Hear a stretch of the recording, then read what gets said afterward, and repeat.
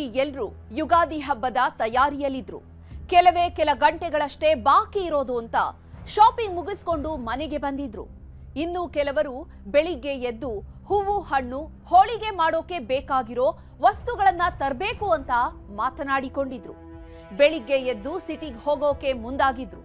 ಆದ್ರೆ ಅವರು ಊರು ದಾಟಿ ಹೋಗೋಕೆ ಆಗಿರ್ಲಿಲ್ಲ. ಯಾಕಂದ್ರೆ ಅಲ್ಲಿ ಕಾಲು ದಾರಿಯ ಕಿಚ್ಚು ಧಗಧಗಿಸಿತ್ತು. ಆ ಕಿಚ್ಚಿನಲ್ಲಿ ಫೋಟೋಗ್ರಾಫರ್ನ ಹೆಣ ಬಿದ್ದಿತ್ತು.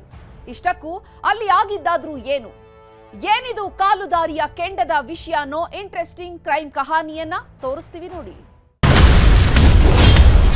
ದಿನಾಂಕ 17 ಮಾರ್ಚ್ 2026.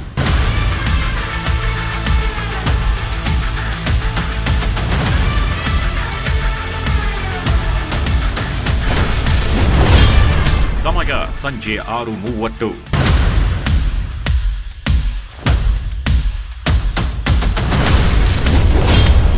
ಜನರ ಎದುರೇ ನಡೆದು ಹೋಯಿತು ಕೊಲೆ.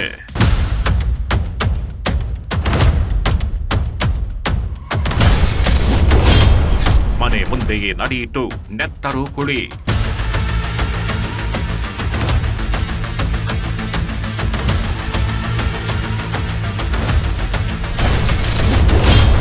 ಹೆಚ್ಚಿಬಿದ್ದ ಗ್ರಾಮ, ಖಾಕಿಗೂ ಸವಾಲ್.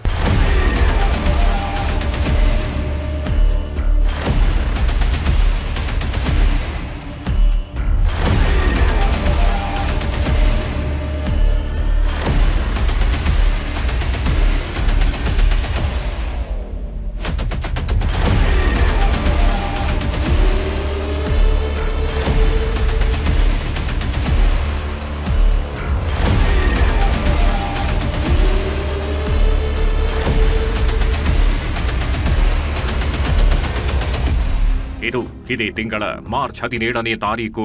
ಸಮಯ 6:30 ಆಗಿತ್ತು. ಯುಗಾದಿ ಹಬ್ಬದ ತಯಾರಿಯಲ್ಲಿದ್ದ ಬೆಳಗಾವಿ ಜಿಲ್ಲೆ ಕಿತ್ತೂರು ತಾಲೂಕಿನ ದೊಡ್ಡವಾಡ ಗ್ರಾಮಸ್ಥರು ತರತರ ನಡುಗ್ ಹೋಗಿದ್ರು. ಇಡೀ ಊರಿನ ಜನ ಆ ಮನೆಯ ಸಮೀಪ ನಿಂತೇ ಬಿಟ್ಟಿದ್ರು. ಇದೇ ಹೊತ್ತಲ್ಲದೆ ಪೊಲೀಸರು ಎಂಟ್ರಿ ಕೊಟ್ಟಿದ್ರು. ಜನರನ್ನ ಆ ಕಡೆ ಕಳುಹಿಸಿ ಪರಿಸ್ಥಿತಿ ಕಂಟ್ರೋಲ್ಗೆ ತಗೊಂಡಿದ್ರು. ಯಾಕಂದ್ರೆ ಮನೆಯ ಮುಂದೆಯೇ ನೆತ್ತರು ಹರಿದಿತ್ತು. ಫೋಟೋಗ್ರಾಫರ್ ಒಬ್ಬನನ್ನ ಅತಿ ಭಯಾನಕವಾಗಿ ಕೊಂದು ಹಾಕಲಾಗಿತ್ತು.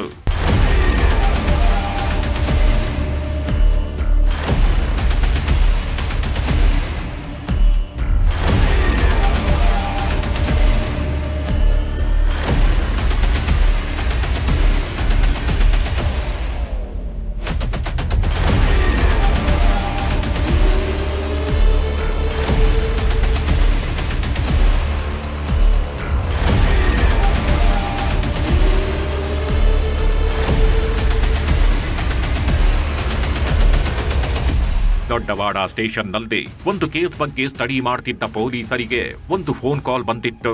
ಸರ್, ಕೊಲೆ ನಡೆದು ಹೋಗಿದೆ ಅಂತ ಸ್ಥಳೀಯರು ಮಾಹಿತಿ ಕೊಟ್ಟಿದ್ರು. ಪೊಲೀಸರು ತಕ್ಷಣವೇ ದೊಡ್ಡವಾಡ ಗ್ರಾಮಕ್ಕೆ ಆಗಮಿಸಿ ತನಿಖೆ ಇಳಿತಾರೆ. ಸೋಕೋ ಟೀಮ್ ಕರೆಸಿ ನೆತ್ತರು ಬಿತ್ತಿದ್ದ ಮಣ್ಣಿನ ಸ್ಯಾಂಪಲ್ ಕಲೆಕ್ಟ್ ಮಾಡಿಸಿದ್ರು. ಸೋಕೋ ಟೀಮ್ ಕೂಡ ಏನಾದ್ರೂ ಕ್ಲೂ ಸಿಗತ್ತಾ ಅಂತ ನೋಡಿದ್ರು. ಆದ್ರೆ ಅಲ್ಲಿ ಏನೂ ಸುಳಿವು ಸಿಕ್ಕಿರ್ಲಿಲ್ಲ. ಹೆಣ ಬಿದ್ದಿದ್ದ ಸ್ಥಳದಲ್ಲೂ ಯಾವುದೇ ವಸ್ತು ಬಿದ್ದಿರ್ಲಿಲ್ಲ. ಹೀಗಾಗಿ ಈ ಕೇಸ್ ದೊಡ್ಡವಾಡ ಪೊಲೀಸರಿಗೆ ಸವಾಲಾಗಿತ್ತು. ಹೀಗಾಗಿ ಪೊಲೀಸರು ಮೊದಲು ಕೊಲೆಯಾಗಿರೋ ಫೋಟೋಗ್ರಾಫರ್ ಯಾರು, ಆತನ ಹಿನ್ನೆಲೆ ಏನು ಅಂತ ಕೆದಕೋದಕ್ಕೆ ಶುರು ಮಾಡ್ತಾರೆ.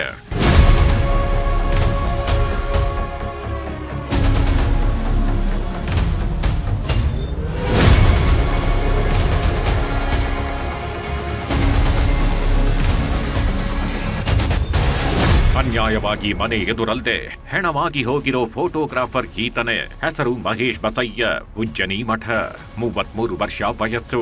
ಬೆಳಗಾವಿ ಜಿಲ್ಲೆಯ ಬೈಲಹೊಂಗಲ ತಾಲೂಕಿನ ದೊಡ್ಡವಾಡ ಗ್ರಾಮದ ನಿವಾಸಿ. ಯಾರ ತಂಟೆಗೂ ಹೋಗ್ತಾಗಿರ್ಲಿಲ್ಲ. ತನ್ನ ಪಾಡಿಗೆ ತಾನು ಫೋಟೋಗ್ರಾಫರ್ ಆಗಿ ಕೆಲಸ ಮಾಡಿಕೊಂಡಿದ್ದ. ಫೋಟೋಗ್ರಫಿ ಫೀಲ್ಡ್ ನಲ್ಲಿ ಹೆಸರು ಮಾಡಬೇಕು ಅಂತ ಕನಸು ಕಾಣ್ತಿದ್ದ. ಇನ್ನೂ ಕೂಡ ಮದುವೆನೂ ಆಗಿರ್ಲಿಲ್ಲ. ಒಳ್ಳೆ ಹುಡುಗಿ ಸಿಕ್ಕಿದ್ರೆ ಮದುವೆ ಆಗೋ ಲೆಕ್ಕಾಚಾರದಲ್ಲಿದ್ದ. ಆದರೆ ಇದೇ ಸಮಯದಲ್ಲದೆ ಮಹೇಶ್ ಬಸಯ್ಯನನ್ನ ಒಬ್ಬ ಪರಮ ಪಾಪಿ ಪರಲೋಕಕ್ಕೆ ಕಳುಹಿಸಿಬಿಟ್ಟಿದ್ದ. ನಮ್ಮ ಮಹೇಶ್ ನಮ್ಮ ಹಳೆಯರವ ಈ ಆದ ಘಟನೆ ಆದ ದಿನ ನಾವು ಇರಲಿಲ್ಲ. ಆದ ಕೂಡ ಬಂದಿವಿ. ಏನಂತೇಳಿ ಊರಾಗೆಲ್ಲ ಸಮಾಜದಾಗ ಮಾತಾಡುವಂಥ ಟೈಮ್ದಾಗ ಹಳಿ ದಾರಿ ದ್ವೇಷದಿಂದ ಆಗಿದೆ ಅಂತೇಳಿ ಸುದ್ದಿ ಬಂದ್ರಿ. ಆಮೇಲೆ ಅವ ಕಡ್ದವ ಈಗೇನ ರುದ್ರಯ್ಯನವ ಅರೆಸ್ಟ್ ಆಗಿದ್ದಾನ್ರಿ.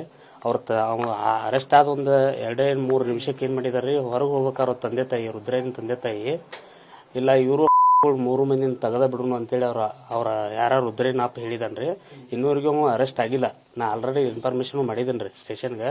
ಅವ್ರ ರುದ್ರಯ್ಯ ಯೋಜನೆ ಮಟ್ಟ ನಾವು ಮನೆಯಿಂದ ಬಂದ ಹಿಂದೆ ಅವ್ರ ತಾಯಿನೂ ಇದ್ಲು, ಹಿಂದಿಂದ ಬಂದು ಕುಡ್ಗೋಲ್ ತಗೊಂಡ ಅವತ್ತ ಹಿಂದೊಂದು ಏಟ್ ಹಾಕಿದ. ನಾವು ಅಷ್ಟು ನೋಡಿ ಓಡ್ ಹೋಗೋದ್ರೊಳಗ ಮತ್ತೆ ಇನ್ನೊಮ್ಮೆ ಕೊಂಡ್ಕಾರ ಮುಂದಿಂದ ಬಂದ ಮುಂದೊಂದು ಕಡ್ದ ಹಾಕಿದ, ಹಿಂದೊಂದು ಹಾಕಾರ ಹೋದ. ನಾವು ಆಸ್ಪತ್ರೆಗೆ ಹೋದಿವಿ, ಚಿಕಿತ್ಸೆ ಫಲಿಸ್ಲಿಲ್ಲಾಗೆ ಮೃತಪಟ್ಟ.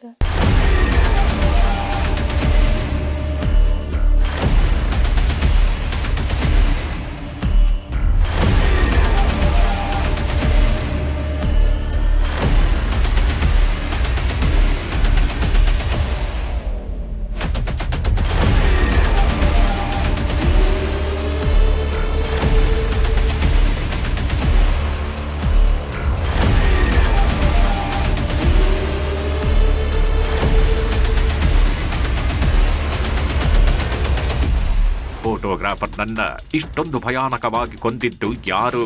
ಯಾಕೆ ಒಬ್ಬ ಫೋಟೋಗ್ರಾಫರ್ನನ್ನ ಇಷ್ಟೊಂದು ಭೀಕರವಾಗಿ ಸಾಯಿಸಿದ್ದಾರೆ ಅಂದ್ರೆ ಸೇಡಿರಬೇಕು, ದೊಡ್ಡ ಸಂಚೆ ನಡೆದಿರಬೇಕು ಅನ್ನೋದು ಪೊಲೀಸರ ಲೆಕ್ಕಾಚಾರವಾಗಿತ್ತು. ಹುಡುಗಿ ವಿಷಯ ಏನಾದ್ರೂ ಇತ್ತ ಅನ್ನೋ ಆಂಗಲ್ ನಲ್ಲೂ ತನಿಖೆ ನಡೆಸ್ತಾರೆ. ಲವ್ ಮ್ಯಾಟರ್ಗೆ ನೆತ್ತರು ಹರಿತಾ ಅಂತ ವಿಚಾರಿಸಿ ನೋಡ್ತಾರೆ. ಆದ್ರೆ ಪೊಲೀಸರಿಗೆ ಯಾವ ಮಾಹಿತಿಯೂ ನೇತಾಗಿ ಸಿಗೋದಿಲ್ಲ. ಮತ್ತೊಂದ್ ಕಡೆ ದೊಡ್ಡವಾಡ ಗ್ರಾಮಸ್ಥರಿಗಂತೂ ಆತಂಕ ಜಾಸ್ತಿ ಆಗಿತ್ತು. ಯಾವತ್ತೂ ಹಿಂಗ್ ನಡೆದಿರ್ಲಿಲ್ಲ. ಇನ್ನು ಬಾಳಿ ಬದುಕಬೇಕಿದ್ದ ಯುವಕ ಕೊಲೆಯಾದ್ನಲ್ಲ ಅಂತ ಬೆಚ್ಚಿ ಬಿದ್ದಿದ್ರು. ಇಷ್ಟೇ ಅಲ್ಲ, ಇಲ್ಲಿ ಸೇರಿರೋ ಗ್ರಾಮಸ್ಥರಿಗೂ ಕೂಡ ಕೊಲೆ ಮಾಡಿದ್ದು ಯಾರು ಅನ್ನೋದ್ರ ಬಗ್ಗೆ ಕೊಂಚ ಮಾಹಿತಿಯೂ ಇರಲಿಲ್ಲ. ಇಂತಹ ಸವಾಲಿನ ಪ್ರಕರಣವನ್ನ ಪೊಲೀಸರು ಭೇದಿಸೋಕೆ ಸಿಂಪಲ್ ಟ್ರಿಕ್ ಒಂದನ್ನ ಬಳಸಿದ್ರಷ್ಟೇ. ಹಂತಕ ತಾನಾಗಿಯೇ ಬಂದು ಪೊಲೀಸರ ಬೋನಿಗೆ ಬಿದ್ದಿದ್ದ.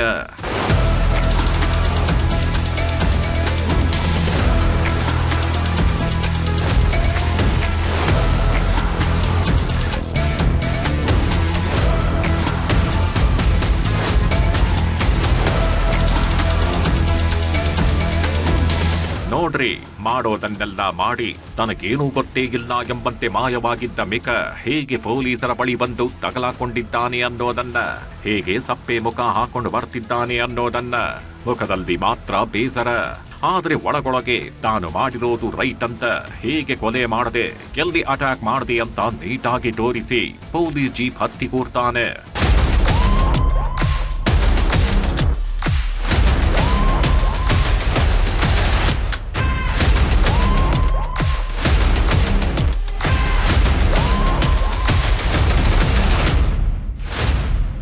ಇಂಟ್ರೆಸ್ಟಿಂಗ್ ಅಂದ್ರೆ, ಹಂತಕನನ್ನ ಪೊಲೀಸರು ಹಿಡ್ಕೊಂಡ್ ಬರ್ತಿದ್ದಂತೆ ಗ್ರಾಮಸ್ಥರು ಕಣ್ ಬಿಟ್ಕೊಂಡು ನೋಡ್ತಿದ್ರು. ಇವನೇನ ಮಹೇಶನನ್ನ ಕೊಂದಿದ್ದು? ಇವನೇನ ಇಲ್ಲಿ ನೆತ್ತರು ಹರಿಸಿರೋದು? ಬಾಳಿ ಬದುಕಬೇಕಿದ್ದ ಯುವಕನನ್ನ ಕೊಂದಿದ್ದು ಈ ಕಿರಾತಕನೇನ ಅಂತ ಎಲ್ಲರೂ ಅಚ್ಚರಿಯಿಂದ ನೋಡ್ತಿದ್ರು. ಯಾಕಂದ್ರೆ ಈ ಕ್ರಿಮಿ ಮಹೇಶ್ ಬಸಯ್ಯನ ಸೋದರ ಸಂಬಂಧಿಯೇ ಆಗಿದ್ದ, ಪಕ್ಕದ ಮನೆಯ ನಿವಾಸಿಯಾಗಿದ್ದ. ಹೆಸರು ರುದ್ರಯ್ಯ ಉಜ್ಜನಿ ಮಠ.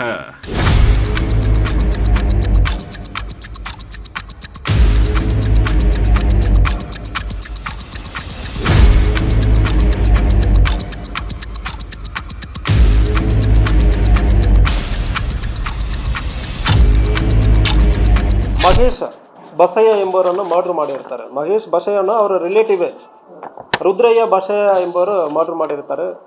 ತಕ್ಷಣ ನಮ್ಮ ಗಮನಕ್ಕೆ ಬಂದಾದ್ಮೇಲೆ ನಾನು DSP ಎಲ್ಲ ಕೂಡ ಸ್ಥಳಕ್ಕೆ ಹೋಗಿ ಪರಿಶೀಲನೆ ಮಾಡಿದ್ವಿ. ಈ ಕೇಸಲ್ಲಿ ಮಹೇಶ್ ಮತ್ತು ರುದ್ರಯ್ಯ ಇಬ್ಬರು ಡಿಸ್ಟೆಂಟ್ ರಿಲೇಟಿವ್, ಒಂದೇ ಊರಿನವರು. ಬೆಳಗ್ಗೆದ್ದು ಇಬ್ಬರು ಒಬ್ಬರ ಮುಖ ಒಬ್ಬರು ನೋಡ್ಕೊಳ್ತಿದ್ರು. ಸಹೋದರ ಸಂಬಂಧಿಯಾಗಿರೋದ್ರಿಂದ ಚೆನ್ನಾಗಿಯೇ ಇದ್ರು. ಆದ್ರೆ ಜಮೀನನ್ನ ಲೀಸಿಗೆ ತಗೊಂಡು ಕೃಷಿ ಮಾಡಿಕೊಂಡಿದ್ದಾಗಿ ರುದ್ರಯ್ಯ ಇಡೀ ಗ್ರಾಮವನ್ನೇ ಬೆಚ್ಚಿ ಬೀಳಿಸಿದ್ದಾನೆ.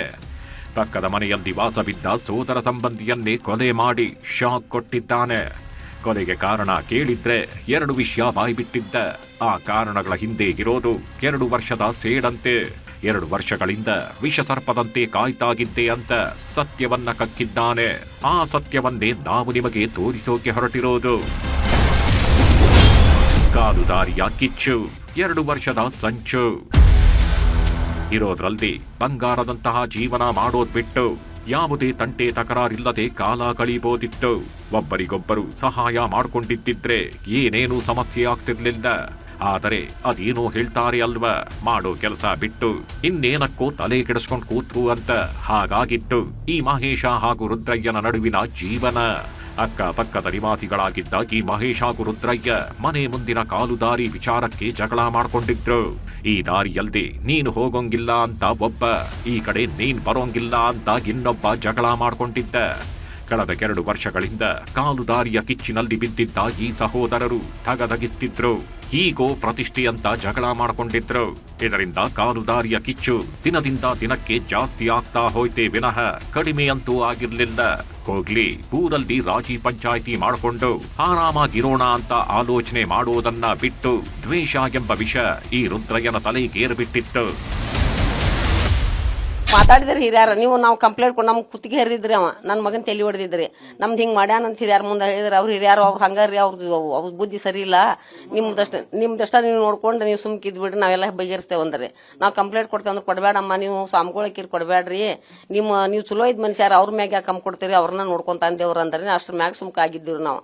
ಆ ದಿವಸ ಇಟ್ಕೊಂಡು ಹಿಂಗೆ ಮಾಡ್ದಂಗೆ ಕಾಣ್ತೈತಂತೆ ನಾವು ಇದು ಒಂದ ನೆನಂತಿ ಬೇಡ್ಕೊಂತೇನ್ರಿ ನಾ. ಹಳೆ ಸೆಟ್ಟನು ಐತ್ರಿ, ಇಲ್ಲಿ ದಾಟಾಡುವ ನಮ್ಮ ಮನಿ ಬಾಗಲಾಗ ನೀರದು ಬೀಳ್ತಿತ್ತು. ನಾವು ಹಾದಾಡ ಸಂಬಂಧ ಕಿರಿಕಿರಿ ಆಗೈತ್ರಿ ಮೊದ್ಲು ಒಂದ್ ಸ್ವಲ್ಪ. ಅವ ನಾವ್ ಹಿರಿಯರ್ನೆಲ್ಲ ಕುಡಿಸಿ ಬಗೆಹರಿಸಿದ್ವಿ. ಅದನ್ನ ಸ್ಟೇಷನ್ಗೆ ಹೋಗೋದ್ ಬೇಡ, ಅವಾಗೂ ತಲೆ ಹೊಡೆದಿದ್ರಿ ಅವರಪ್ಪ. ಬಸಯ್ಯ ಉಜಿನಿ ಮಠ ನಾವು ತಲೆ ಹೊಡೆದಿದ್ದ. ಆಮೇಲೆ ಬಸಯ್ಯ ಉಜಿನಿ ಮಠ ನಾವು ಇನ್ನ ಇವ್ರನ್ನೂ ಕಡೀರಿ ಅಂತ ಹೇಳಿ ಅಂದಾನಂತ್ರಿ ಅವ ಅವರಪ್ಪ, ರುದ್ರಯ್ಯಗಳಪ್ಪ.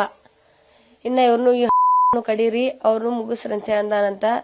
ಅವ್ನ್ ಮೊದ್ಲೇಕ ಒಯ್ದು ಹಾಕ್ಬೇಕಂತ ಹೇಳಿ ವಿನಂತಿ ಮಾಡ್ಕೋತಾನೆ ನಿಮ್ಮ ಹತ್ರ. ಇದ್ದಿದ್ದು ಒಂದೇ ದಾರಿ. ಆ ದಾರಿಯಲ್ಲಿ ಮಹೇಶ ಮತ್ತು ರುದ್ರಯ್ಯ ಹೊಂದಾಣಿಕೆ ಮಾಡ್ಕೊಂಡಿರೋದು ಬಿಟ್ಟು ಚಿತ್ತಿಗೆ ಬಿದ್ದಿದ್ದಾರೆ. 2 ವರ್ಷಗಳಿಂದ ಕಿತ್ತಾಡ್ಕೊಂಡೇ ಇದ್ರು. ಈ ನಡುವೆ ಇನ್ನೊಂದು ಕಿರಿ ನಡೆದೇ ಬಿಡತ್ತೆ. ಹಳೆ ದ್ವೇಷ ಚಿಕನ್ ಅಂಗಡಿ ಎದುರು ಧಗಧಗಿಸತ್ತೆ. ಇವರು ಇಬ್ಬರಿಗೂ ಕೂಡ ಇದಕ್ಕೆ ಹಿಂದೆನೂ ಕೂಡ ಮನೆಗೆ ಹೋಗೋದಕ್ಕೆ ಒಂದೇ ದಾರಿ. ಸೊ ಅದರಲ್ಲಿ ಸಣ್ಣ ಪುಟ್ಟ ಗಲಾಟೆಗಳೇ ಆಗ್ತಾ ಇತ್ತು. ಅಕ್ಕಪಕ್ಕ ಮನೆ, ನಾನು ಸ್ಥಳಕ್ಕೆ ಪರಿಶೀಲನೆ, ಕೊಪ್ಪ ಅಗಸಿಗೆ ನಾನು ಸ್ಥಳ ಪರಿಶೀಲನೆ ಮಾಡಿದೆ. ಅದು ಅಕ್ಕಪಕ್ಕ ಮನೆ. ಫಸ್ಟ್ ಡಿಸೀಸ್ಡ್ ಮನೆ ಬರ್ತದೆ, ಅದಾದ್ಮೇಲೆ ಅಕ್ಯೂಸ್ಡ್ ಮನೆ ಬರ್ತದೆ. ಕಾಲ್ದಾರಿ ಥರ ಒಂದು 10 ಫೀಟ್ ಇರಬಹುದು. 10 ಫೀಟ್ ಮಣ್ಣಲ್ಲಿ ಇರುತ್ತದೆ, ದಾರಿನ ಡೆವಲಪ್ ಆಗಿಲ್ಲ. ಅಲ್ಲಿಗೆ ಹೋಗೋದಲ್ಲಿ ಸಮಸ್ಯೆ ಇವರಿಬ್ಬರಿಗೂ. ಚಿಕನ್ ಅಂಗಡಿ ಎದುರು ಕೆರೆ, ವಾರ್ನಿಂಗ್ ಕೊಟ್ಟು ಮರ್ಡರ್. ಅದು ಮಾರ್ಚ್ 17ನೇ ತಾರೀಕು ಮಧ್ಯಾಹ್ನ 3 ಗಂಟೆ ಆಗಿತ್ತು. ಗ್ರಾಮದ ಚಿಕನ್ ಅಂಗಡಿ ಸಮೀಪ ಈ ರುದ್ರಯ್ಯ ಕೇಕೆ ಹಾಕಿದ್ದ. ಚಿಕನ್ ತಗೊಂಡು ಹೋಗೋಕೆ ಬಂದಿದ್ದ ರವಿ ಹಾಗೂ ರಾಮನ್ ಗೌಡ ಎಂಬಾತನ ಜೊತೆ ಜಗಳಕ್ಕೆ ಇಳಿದಿರುತ್ತಾನೆ. ಇವನ ಕ್ವಾಟ್ಲೆ ನೋಡಿ ಯಾರೂ ಕೂಡ ಜಗಳ ಬಿಡಿಸೋಕೆ ಹೋಗೋದಿಲ್ಲ. ಇಂತಹ ಪರಿಸ್ಥಿತಿಯಲ್ಲಿ ಫೋಟೋಗ್ರಾಫರ್ ಮಹೇಶ ಜಗಳ ಬಿಡಿಸೋಕೆ ಅಂತ ಹೋಗಿದ್ದಾನೆ. ಈ ವೇಳೆ ಹಳೆ ಗಲಾಟೆ ಮನಸ್ಸಿನಲ್ಲಿಟ್ಕೊಂಡಿದ್ದಾಗಿ ರುದ್ರಯ್ಯ ಫುಲ್ ಗರಂ ಆಗಿದ್ದ. ನೀನ್ ಯಾರೋ ನನಗ್ ಬುದ್ಧಿ ಹೇಳೋಕೆ, ಯಾರೋ ನೀನು ಅಂತ ಮಹೇಶನ ಮೇಲೆ ಜಗಳ ಕೆಳೆದಿದ್ದ. ಅಂದ್ರೆ ಇಬ್ಬರ ಜಗಳ 3ನೇಯವನ ಮೇಲೆ ತಿರುಗಿತ್ತು. ಇದರಿಂದ ಮಹೇಶ್ ಅಲ್ಲಿಂದ ಹೊರಟು ಹೋಗಿದ್ದ. ಆದ್ರೆ ಈ ರುದ್ರಯ್ಯ ಮಾತ್ರ ನಿನ್ನನ್ನ ಹೊಡೆದೇ ಹೊಡಿತೀನಿ ಅಂತ ರೋಡ್ನಲ್ಲಿ ಚಾಲೆಂಜ್ ಹಾಕಿದ್ದ. ಅವತ್ತ ನಮ್ಮ ಮನೆಯವರು ಬ್ಯಾಂಕಿಗಂತ KVG ಬ್ಯಾಂಕಿಗಂತ ಕೆಲ್ಸಕ್ಕೆ ಹೋಗಿದ್ರಿ. ಅವರು ಕೆಲ್ಸಕ್ಕೆ ಬರೋ ಮುಂದ ರುದ್ರಯ್ಯ ಉಜಿನಿ ಮಠ ನಾವು ಬಾರಂಗ್ ಕೆಲಸ ಇದು ಜಗಳ ಮಾಡತ್ತಿದ್ರಿ. ಅದನ್ನ ಬಿಡಿಸ್ಕೊಳಕ ನಮ್ಮ ಮನೆಯವ್ರ ಅಂತೇಳಿ ಹೋಗಿದ್ರಿ. ಜಗಳ ಮಾಡ್ಬೇಡಪ್ಪ ಬಾ ಇಲ್ಲ ಅಂತೇಳಿ ಅಂದ್ರ ನೀ ಏನ್ ನನಗಂತೇಳಿ ಇವ್ರು ಬೈದ್ ಬಂದ್ರಿ. ಇವರಿಬ್ಬರಿಗೂ ಗಲಾಟೆ ಆಗಿದೆ. ಇವರಿಬ್ಬರಿಗೂ ಆಲ್ರೆಡಿ ಮನೆಗೆ ಹೋಗೋ ದಾರಿಯಲ್ಲಿ ಡಿಸ್ಪ್ಯೂಟ್ ಇತ್ತು, ಮಹೇಶ್ಗೂ ರುದ್ರಯ್ಯಕ್ಕೂ. ಮತ್ತು ಈ ಸಂದರ್ಭದಲ್ಲಿ ಅವತ್ತಿನ ದಿವಸ ಮಹೇಶ್ ಬಂದು ರುದ್ರಯ್ಯನ ಜಗಳ ಬಿಡಿಸಿ ಇಂತಹ ಜಗಳಕ್ಕೆ ಹೋಗ್ಬೇಡ ಎಂದು ಹೇಳುವ ಸಂದರ್ಭದಲ್ಲಿ ನನಗೇನು ಬುದ್ಧಿ ಹೇಳ್ತಾ ಇದೆಯೋ ಎಂದು ಅಲ್ಲಿನೇ ಸ್ವಲ್ಪ ವಾಗ್ವಾದ ಆಯಿತು. ಅಲ್ಲಿ ವಾಗ್ವಾದ ಆದ್ಮೇಲೆ ನಿಮ್ಮ ನಾನು ಕೊಲೆ ಮಾಡದೆ ಬಿಡಲ್ಲ ಅಂದ್ರೆ ಹೇಳಿ ಅವನು ಕೊಪ್ಪ ಅಗಸಿಗೆ ಬಂದ್ಬಿಡ್ತಾನೆ.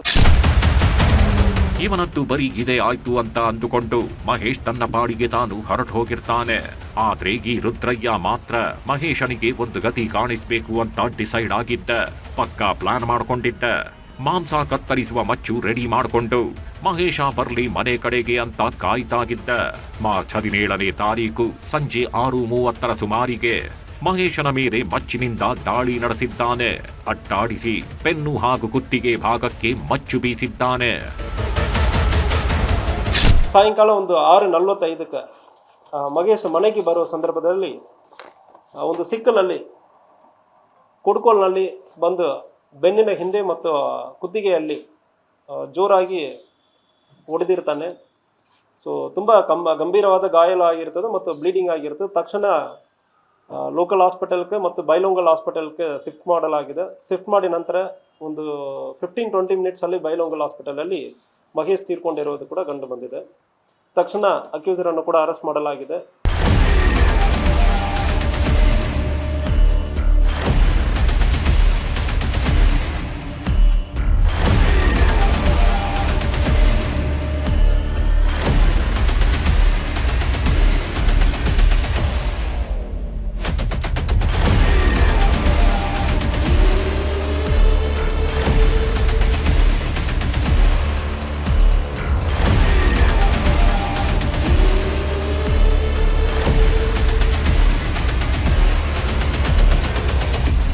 ಕಾದು ದಾರಿಯಲ್ಲಿ ಮಚ್ಚಿಡಿದು ಹೊಂಚಾಕಿ ಕೂತಿದ್ದ ಈ ರುದ್ರಯ್ಯ ರಾಕ್ಷಸನಂತೆ ಅಟ್ಟಾಡಿಸಿ ಮಹೇಶ್ನನ್ನ ಕೊಂದು ಮುಗಿಸಿದ್ದ.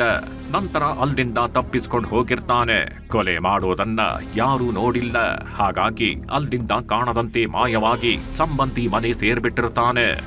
ಆದ್ರೆ ಪೊಲೀಸರು ಸಿಸಿ ಕ್ಯಾಮೆರಾ ಹಾಗೂ ಮೊಬೈಲ್ ಟವರ್ ಲೊಕೇಶನ್ ಟ್ರೇಸ್ ಮಾಡಿದಾಗ ರುದ್ರಯ್ಯ ಎಲ್ಲಿದ್ದಾನೆ ಅಂತ ಗೊತ್ತಾಗಿದೆ. ಕೊಲೆ ಮಾಡಿ ಎಸ್ಕೇಪ್ ಆಗಿದ್ದವನನ್ನ ಹಿಡಿದು ಜೈಲು ಫಿಕ್ಸ್ ಮಾಡಿದ್ದಾರೆ.